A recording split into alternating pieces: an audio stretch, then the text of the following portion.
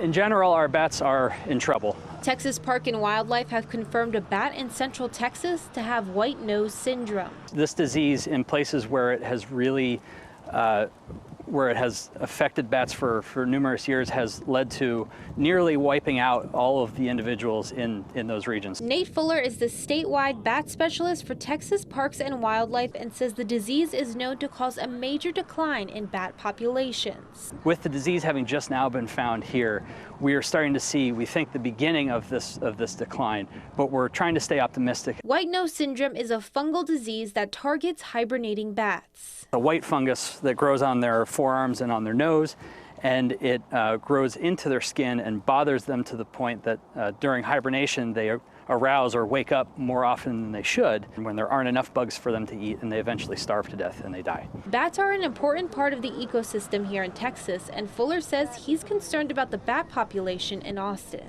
Right now we're mostly concerned about the cave bat, which is called Myotis vellifer in science terms. We're also concerned about the tricolor bat. As for the bats that live in many of the Austin bridges, those are called Mexican free-tail bats. Fuller says right now, those bats look safe. That's not to say we can't be concerned about it, because the free-tails are very capable of moving this disease, and that's one of the concerns we have about transmission. If the free-tails get it and they move a very long distance across the state or even into other states, they can transmit it to other species that have yet to experience white nose.